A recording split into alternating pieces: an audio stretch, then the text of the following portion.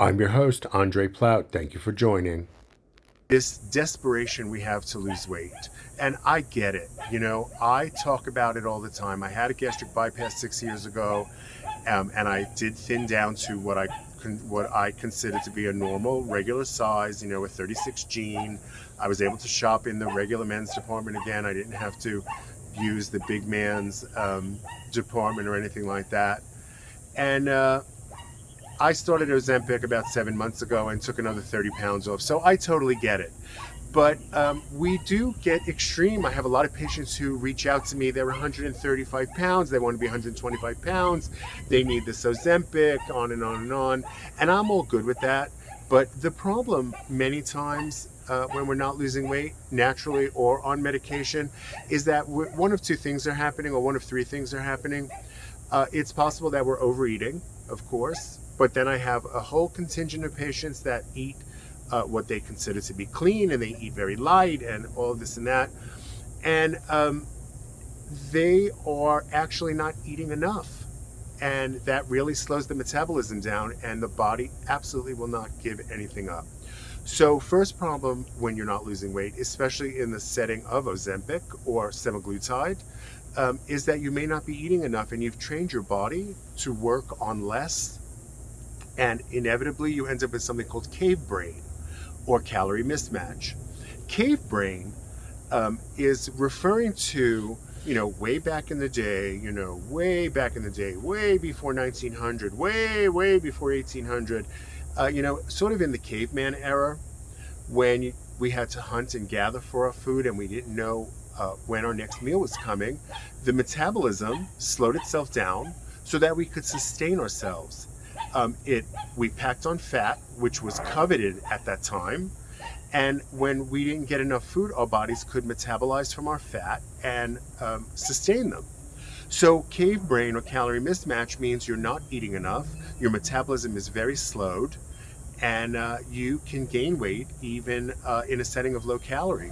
I have many women, usually in their 40s, 50s, that come to me and tell me that they're eating 800 calories a day, and they're exercising 3 times a week, playing tennis, and they're putting on weight. And that just doesn't seem to make sense. But that is after years of starving yourself, you have slowed the metabolism down. So that's called calorie mismatch or cave brain. And it's unfortunate, and women get it especially bad because your whole lives you're told eat less, eat less, eat less, and you'll stay thin. And that worked. That worked in your 20s and even in your 30s, but come 40s, things start to change. That is related to perimenopause, which many people hit early in their 40s. And it's described as the time around the change of menstruation where things start to change, where you're a little bit moodier, your periods can become irregular, you get more uncomfortable periods or heavy bleeding, less interest in sex, dryness of the vagina possibly, and excess belly fat. That is what happens during perimenopause, and you combine that with many years of starvation and a slowed metabolism, and you're going to pack on the pounds, unfortunately. The second thing or third thing would be that while you're not eating a lot of calories, your calorie choices are bad. Maybe they're high fat, or maybe there's not enough roughage in your diet, there's no water. That can very much affect your ability to lose weight. So when people aren't losing weight, the first thing we do is look at the actual diet. We look at the intake, how many calories, and the food choices. Is there water? Is there roughage? Is the bowel moving regularly? Is the metabolism slowed down? Is the thyroid okay? What do your hormones look like? We look at all of those things, and we determine what the potential problem is, why you're not losing weight, and we look for a solution. Now, I will say that many people think I'm insane when I tell them the only way you're going to lose weight is if you eat more, because we have to stoke the metabolism. I like to describe the metabolism like a fire in the yard. You start a little fire in the yard and you put one log on it. And then you go inside, or you go do something for the next 3 or 4 hours, and you come back and you're cold and you want the fire to warm you. Well, that's not going to work, because that fire has gone out, because that little bit of energy, that one log you put on, is gone. And that's what happens to your metabolism.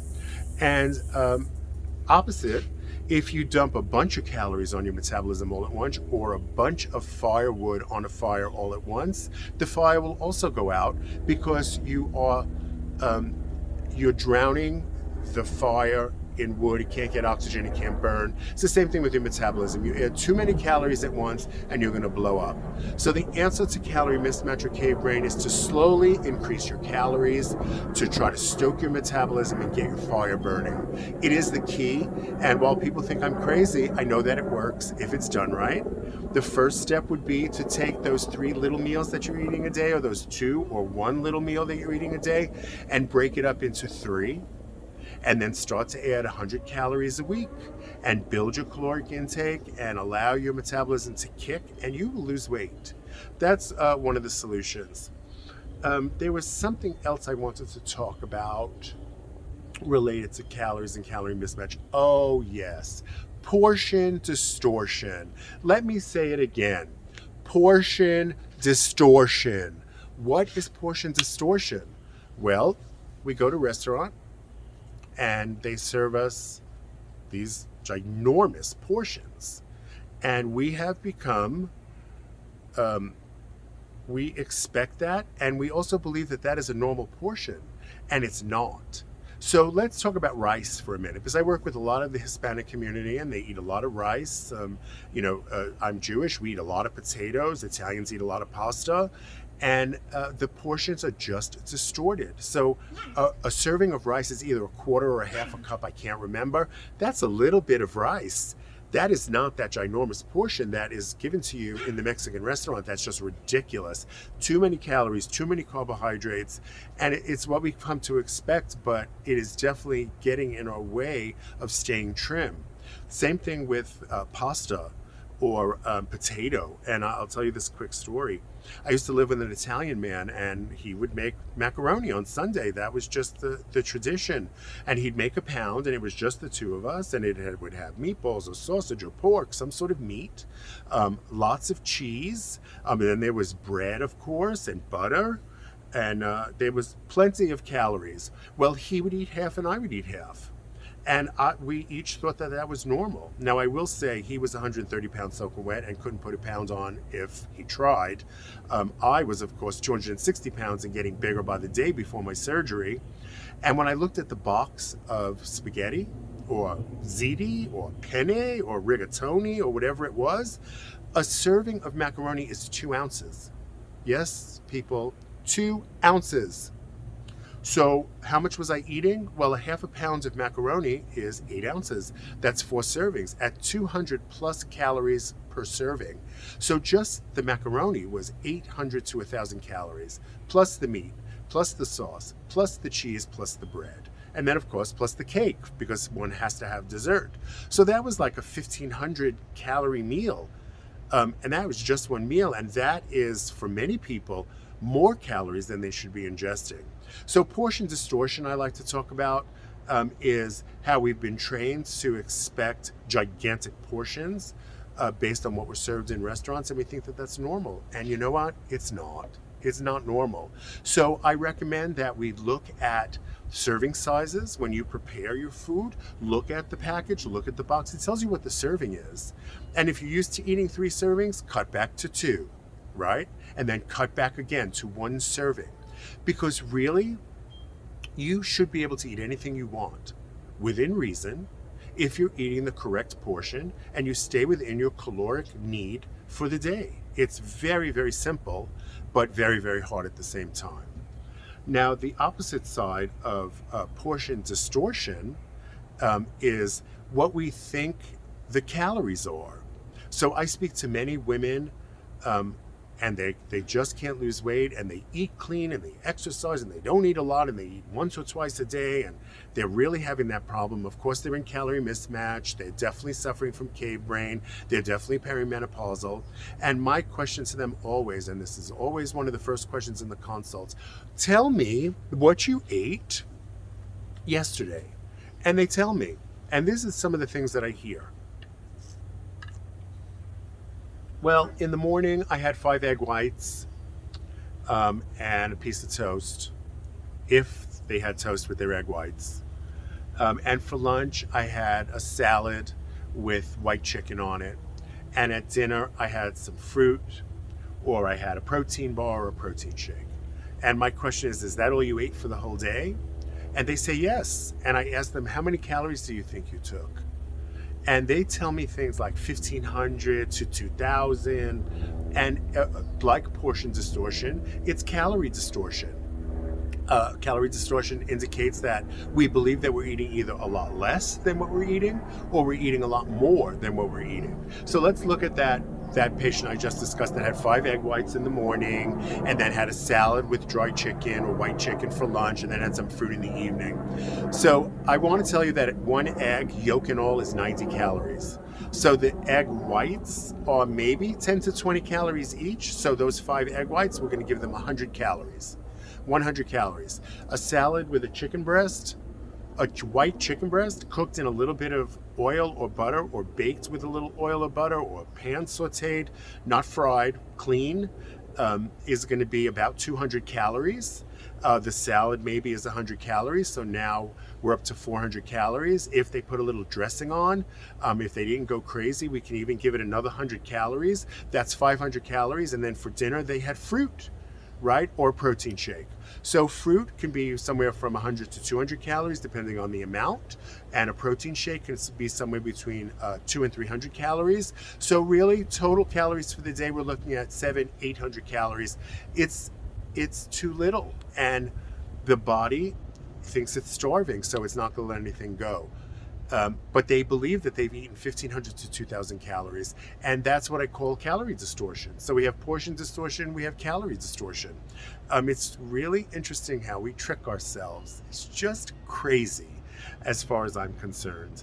And again, I love that patient is eating 3 times a day. That sounds very reasonable, but we need to increase the calories. And in that situation, we would either take, to start, step 1 would be to take that amount of food and break it up and make it 6 meals instead of 3, even though they're small meals. Because, psychologically, we have to get our minds wrapped around that. And then we also do have to slowly increase the calories. By 100 calories a week should do it until we get to the target basic metabolic rate, which is determined, it's a calculation, or if you have one of those fancy scales, it'll tell you how many calories you need to maintain. You drop that by 200 calories and that becomes your target. Now, interesting are the people that eat like that exercise.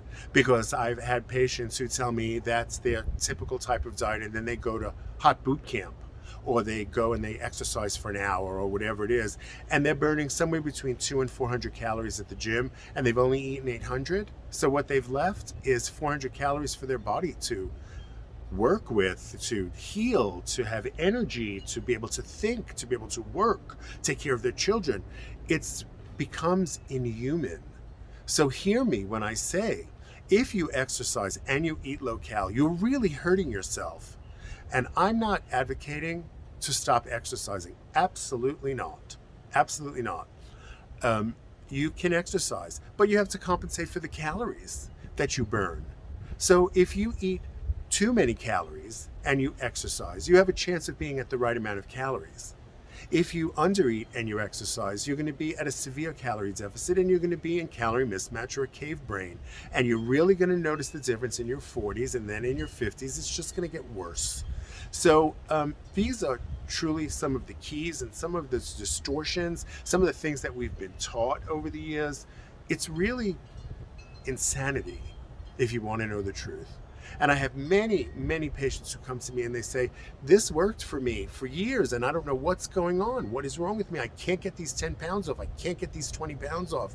And for some women, they're in such severe calorie mismatch, they end up packing on 20, 30, 40 pounds. And it's a hard cycle to break. So I can assist with that. And there are medications like semaglutide, like tirzepatide, that's Ozempic and Mounjaro, that can help you. But can you really eat less? No, you can't. You have to be able to eat more. So you can use those medications, but you have to increase your calories and let the medicine do what it does in the background, which helps with metabolism, helps with muscle mass, helps with fat reduction, helps with carbohydrate metabolism, if I didn't already say that. And then if you're pre-diabetic or you're close, these medications are a game changer. And yes, everybody says, no, I'm not a pre-diabetic. No, I haven't been told my blood sugar is high. No, everything was normal. And that's all fine and good. My goal is never to make anyone sick or to give anyone a diagnosis.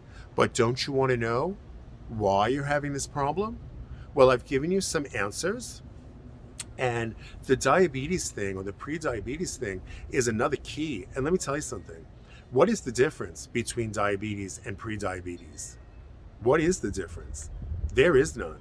The bottom line is you're having problem metabolizing carbohydrates, and your body can't use what it takes. And that in itself is a whole nother topic, and maybe we'll get to that sometime soon. But the key is to allow your body to use what you take, to take enough, and to allow your metabolism to do its job in order to maintain weight balance. So some of the things that we look at to see if we're diabetic, pre-diabetic would be spot glucose or hemoglobin A1C, which is the long-term reading. It's a 3-month reading of what your blood sugar was doing on average. And I want to pose this question to you. If the lab says that 5.7 is the cutoff for pre-diabetes and you score 5.6 or 5.5, are you or aren't you pre-diabetic? Well, you don't need to have that diagnosis or those words, but what you do need to understand is that 5.5 or 5.6 indicates that on average, your blood sugar might be this high or this low. And this high is a little bit, could be outside of what the normal is, so it pushes your average number up. So it tells me that your pancreas is working really hard to maintain that carbohydrate metabolism. So it tells me that you've got a carbohydrate metabolism problem and you are heading towards or already pre-diabetic. And for those of you who are real lab test junkies, what we don't normally do is when we see an elevating hemoglobin A1C, even if it's not in the pre-diabetic range, but it's close, we can look at your insulin levels. Because if your insulin levels are high, that tells me that your pancreas is pushing out extra insulin to manage the carbohydrates that you're taking because you're having a carbohydrate metabolism problem and your body can't use what it's taking. And that is what is causing you to gain weight. So that can be managed with meds like metformin. You know, metformin is the original oral diabetic drug, and it is said that metformin will help you lose weight, and it will if you eat the right amount of calories, and you're not in calorie mismatch, or you're not in portion distortion, or you're not in cave brain, and you eat the right amount of calories. You can lose weight just by taking metformin, which is a very inexpensive drug, but you know, they talk about GI upset with metformin and diarrhea, sometimes nausea, and everyone is shied away from that drug. But boy, oh boy, we are willing to accept the queasiness and nausea we get from semaglutide because the results are so good and easy to manage. So that is sort of a conundrum that I don't understand, but I totally get it. And, you know, semaglutide worked for me, and it can work for you. But sometimes when you're having trouble, we have to look at the other variables. There is so much more to discuss on this topic, and I'm going to take a break at this time and come back and talk about peptide medicine and possibly how peptide medicine can help you if really your target is 10 pounds or less, or if you find that you have too much body fat. And when you do diet and exercise, you have a hard time putting on muscle. Some of these peptides will help you decrease fat without taking your muscle away. And then actually, some of these peptides can help you gain muscle without destroying your pituitary glands. And we'll talk about that just momentarily. At this time, I want to thank you for tuning in and listening to what I had to say. I want to thank you for allowing me to help those of you who are my patients to achieve your weight goals and your physique goals. Keep on exercising, eat correctly, overcome portion distortion, overcome calorie mismatch, understand